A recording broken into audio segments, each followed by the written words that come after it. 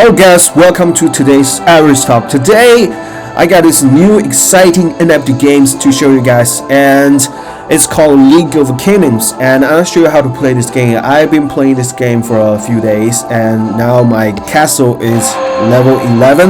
Okay, let's get it started. First, let's go to the link, and it will take a few minutes to load the game. Once you're in the game, you will see this, and the graphic is pretty good, and this game is mostly about like upgrade your castle and gather resources and sending troops and to conquer the other cities. So first you have this quest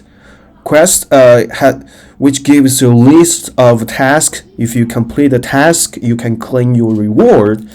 And also we have this daily reward.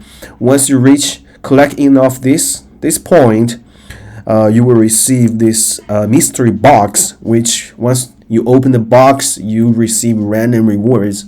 And also you have this event and battlefield closed event. And also very important, you have alliance. You can join the alliance. So I'm in this alliance called NorthWind Guild. So now we currently have 10 members. And on top of this menu, you have these resources. Now, how many resources? Like corn, I have 758,000, and lumber. And also you have the stone and gold. And where do these resources come from? You have to build up your facilities like a gold mine and farm and lumber camp. And this barrack is the place used to train the soldiers. And in your main cities, and you have your center, your headquarters castle. Now currently my castle is level 11. And also you have academy. In order to upgrade your castle, you need to fulfill, and it requires you your other facilities to reach a certain level. For example, if I want to upgrade my castle from level 11 to level 12, I must upgrade my wall and watchtower to level 11 as well. In the same time, there are construction prerequisites requires you to have a certain amount of resource before you level up. You can also use this instant level up, which consumes this gem. And another important tip is you can use this when you upgrade something. For example, it takes a while, but you can speed up the process. For example, I have 95 these 5 minutes training speed up. Okay, let's use it. You see, the remaining time now is 6 minutes. Let's use one more, and then there you go. We just speed up the process. That's basically how you play the game and use all the tools and all this stuff you can do to speed up the process. And also you can use the regime to upgrade your FP levels.